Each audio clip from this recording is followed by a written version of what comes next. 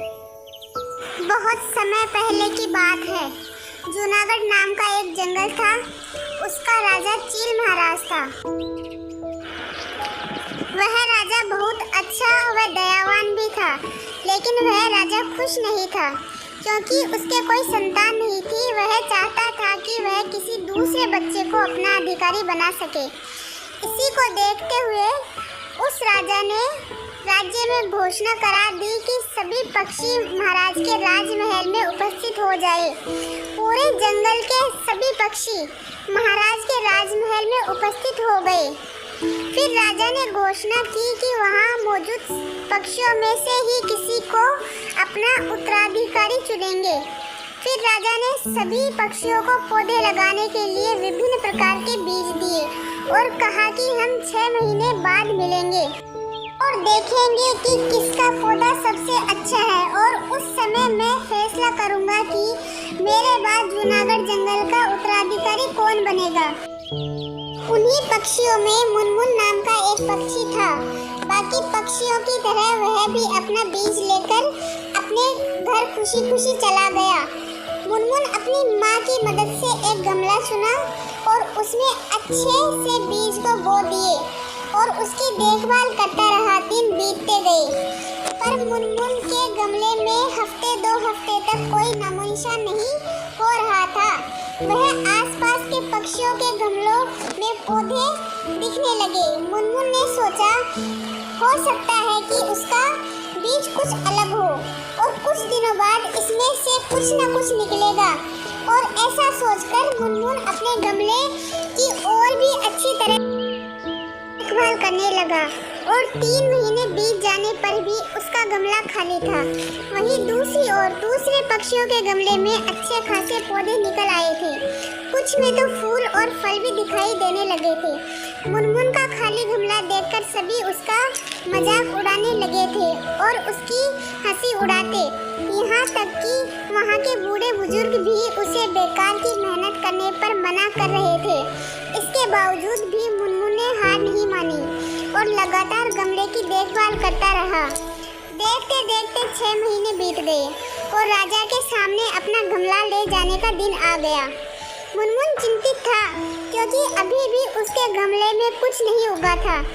तब मन ही मन सोचने लगा कि अगर मैं ऐसे ही राजा के सामने चला गया तो लोग मुझ पर कितना हंसेंगे और कहीं राजा भी मुझ पर नाराज ना हो जाएं और नाराज होकर मुझे सजा दे दी तो किसी को यकीन नहीं होगा कि मैंने कितनी मेहनत की। मुनमुन परेशान था। माँ मुनमुन की परेशानी समझ रही थी।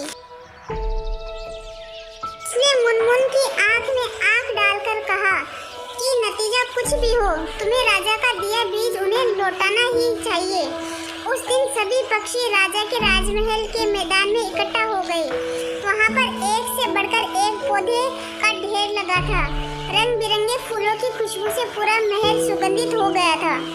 मुनमुन का खाली गमला देखकर सारे पक्षी उसका मजाक उड़ाने लगे। तभी राजा के आने की घोषणा हुई। सभी पक्षी शांति से अपनी जगह पर खड़े हो गए। सबके अंदर बस एक ही सवाल चल रहा था कि कौन बनेगा राजा। तभी राजा पक्षियों के बीच से आगे बढ़ने लगा।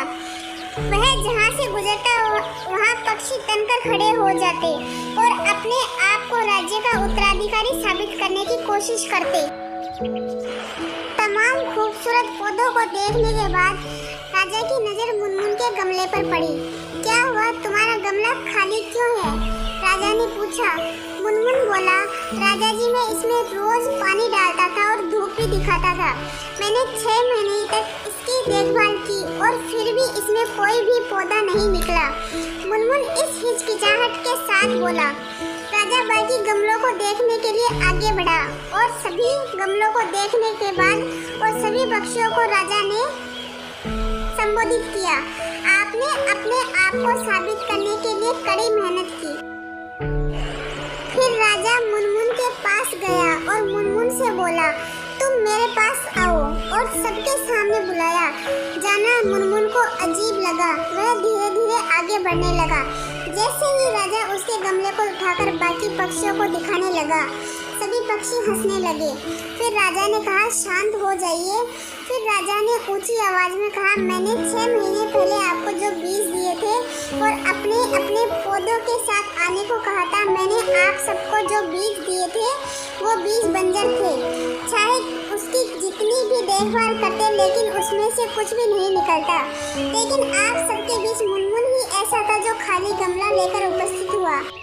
आप सबको इससे सीखना चाहिए। पहले तो इसने ईमानदारी दिखाई और सब लोगों की तरह बीज से पौधे ना निकलने पर दूसरा बीज नहीं डाला और उसने खाली गमले के साथ आने का साहस दिखाया, यह जानते हुए कि लोग मुझ पर कितना हंसेंगे, उसे कितना अपमानित होना पड़ेगा। मैं घोषणा करता हूँ कि इस जंगल का अगला शासक मेरे बाद मुनमुन ही होगा। दोस्तों, हमें इस कहानी से यह शिक्षा मिलती है कि हमारे अंदर ईमान का होना बहुत जरूरी है। अगर अपने अंदर ईमान हो तो किसी न किसी पड़ाव पर सफल हो ही जाते हैं। आप सभी को अगर यह कहानी पसंद आई हो तो वीडियो को लाइक और शेयर करें और चैनल को सब्सक्राइब करें ताकि हम आपके लिए ऐसी कहानियाँ बनाते रहें और उसका नोटिफिकेशन आप सभी को मिलता रहे।